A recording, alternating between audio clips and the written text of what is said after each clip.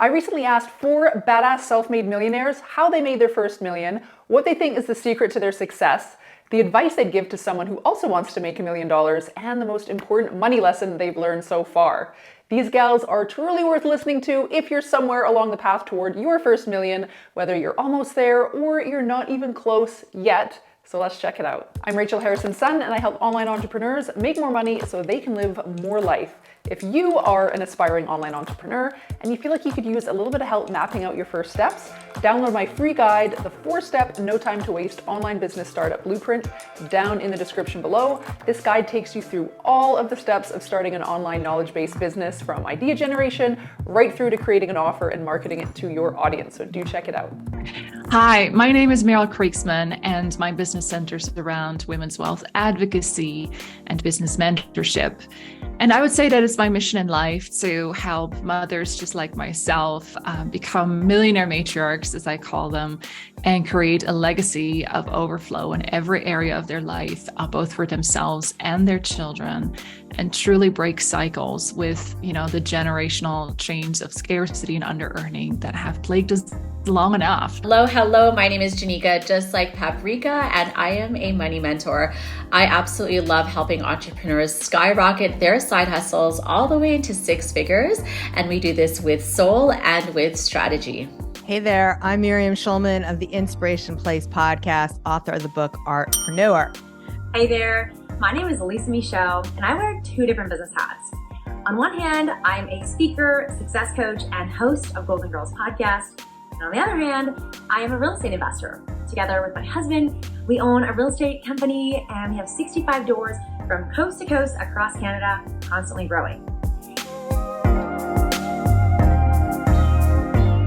I made my first million doing these 3 things. I became self-employed at 19 to create limitless income. I invested in multiple real estate projects by the time I was 20, and I launched my high-ticket coaching business, and I mastered affiliate marketing.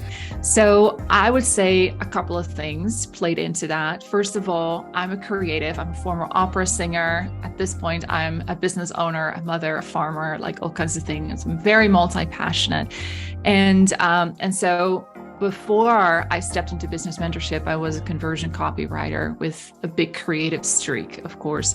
And so one day I woke up and I said to myself, why don't I use what I'm so good at, right? I was making millions of dollars for other people and coming up with brilliant offers and putting them out there and creating the marketing around it. It was like, I'm going to use it for myself. I'm going to put an offer out there and I'm going to use all of that brilliance for my own business. So that was my first $100,000 plus launch. And then the next one was $350,000, I think. And then it just kept going up and up until I sort of mastered this, how to have $1 million launch, right? So that's really what happened. The first million really was all about the basics of financial planning and employing a lot of traditional strategies, AKA totally boring, not sexy at all, but it worked.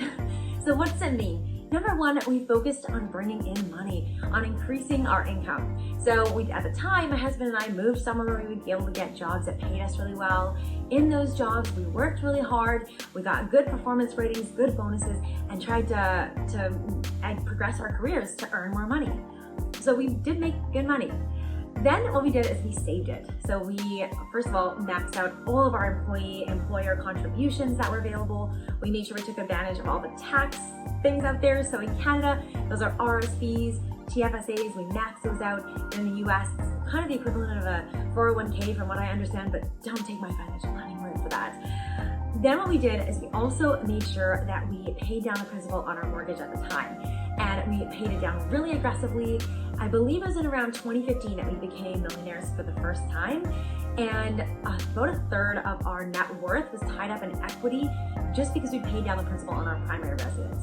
Just to give you some numbers, if you care about the real nitty-gritty details. So I've made actually over $2 million. I've made $1.2 million from online art classes. I've made money from selling my art, portraits like this guy and this guy, as well as coaching artists how to do the same. I talk about the secrets inside my forthcoming book, Artpreneur. So the recipe to my success has been the 3 Ds: dedication, decision, and delivery. I dedicated myself to developing a healthy mind, body, and spirit. I decided I was worthy of the vision that I created for my life. And I delivered on the commitments I made to myself, even on days when I wasn't feeling like it, even through fear, discomfort, and through doubt. Couldn't have happened without like really exquisite support at home. My husband and I have created sort of like an unconventional way of divvying up like who is responsible for what, who takes care of the children when, right, household stuff versus business stuff. So we've really like stepped beyond sort of like generic gender role like expectations and just created something that works really well for us based on our strengths. What is the secret to my success? Well, I'll be honest, I actually think the secret is that I haven't kept it a secret. I've been really open, both with myself and with other people, and with my husband, we both have been, about our desire to be financially stable and then eventually financially free. It takes a lot of courage in our culture, I think, to talk about money, to say that we want money, that we love money, and that we value money, because there's so much wrapped up in money. Everything from money's the root of all evil, to rich people are terrible humans, to money doesn't grow on trees and money doesn't buy happiness. There's so much stuff wrapped up in it. And I think it takes a lot of courage to claim and say, no, I'm going to change my financial future, and I am okay with making money, and it's okay to be a good human in that too. And it will buy me some happiness in some situations. The other thing I think really has helped make us successful is that I've been really intentional about money as a goal. So I keep track of it. I update net worth statements about every 6 to 12 months, depending on what's going on. We pay attention to our investments and check up on them. How are they doing? What's going on?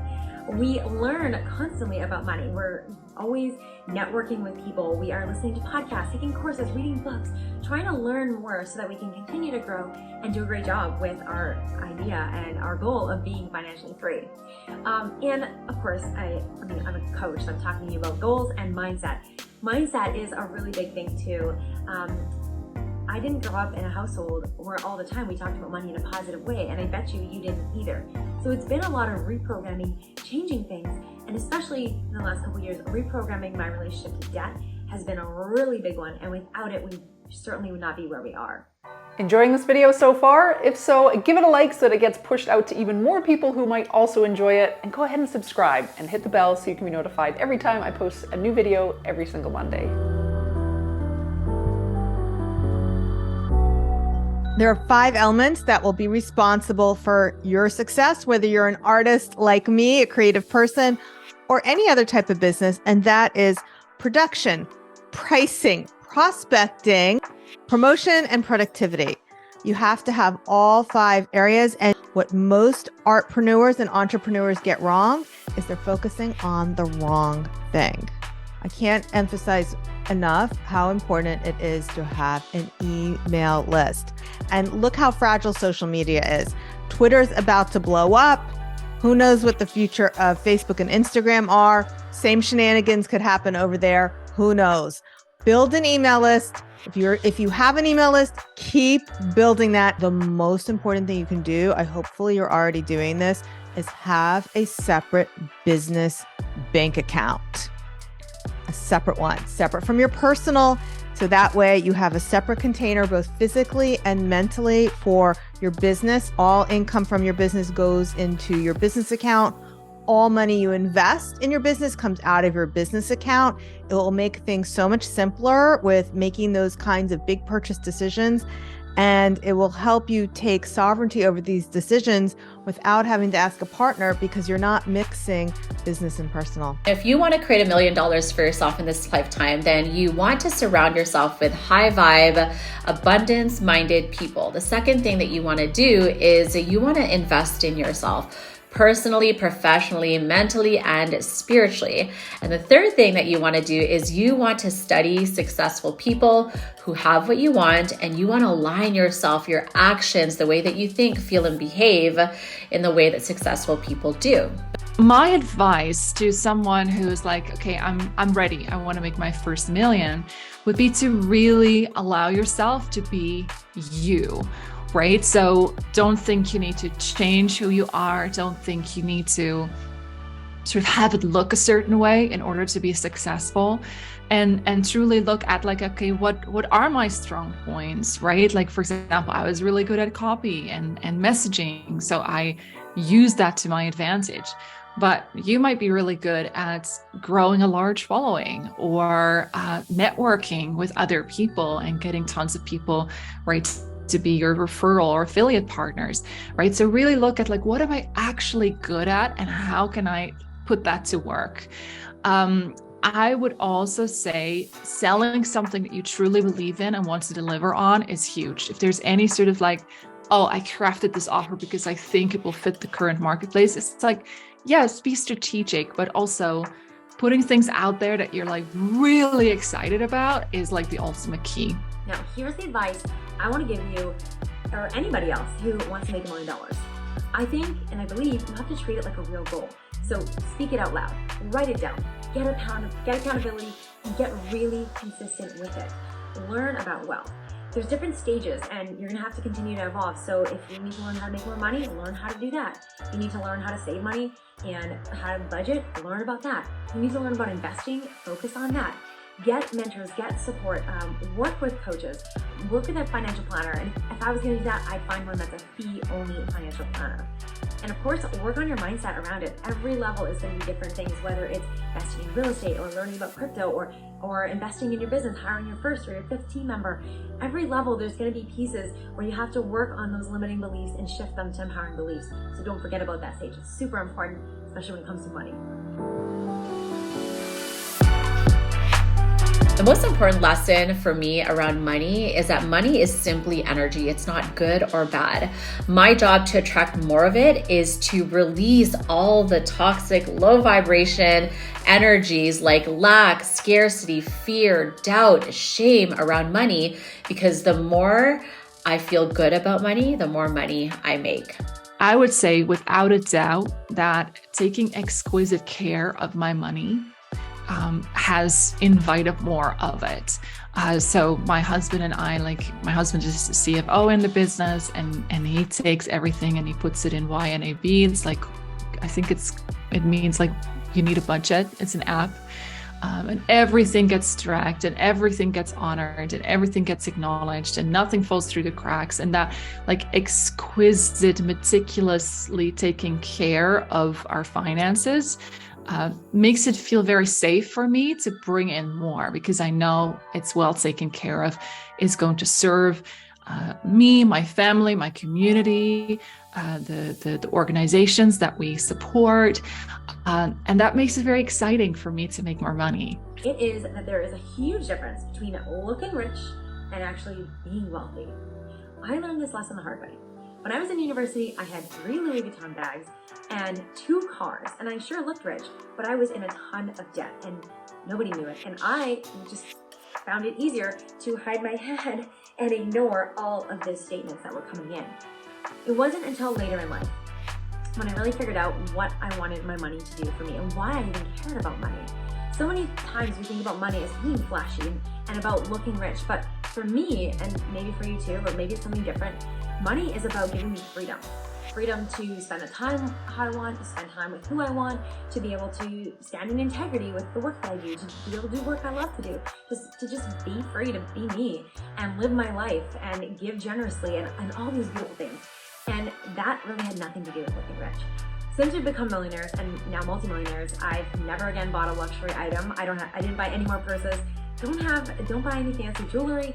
My car is 20 years old next month. That's 20-year-old car. Our family only uses 1 car. We usually public transit or walk or bike around the city. And I really think that if most people saw us, you wouldn't necessarily know that we are wealthy. We don't look rich, and I am okay with that.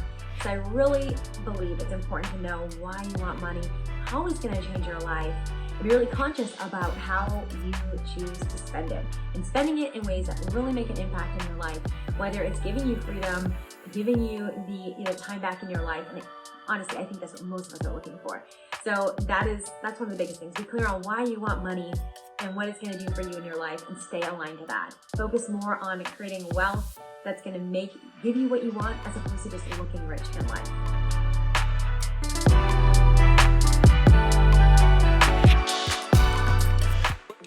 Want to see more videos like this? Let me know in the comments what question you would ask self-made millionaires if you had a bunch of them in the room. And once again, if you're an aspiring online entrepreneur and you feel like you could use a little help mapping out your first steps and a clear path forward, download my free guide, the 4-step, no time to waste online business startup blueprint.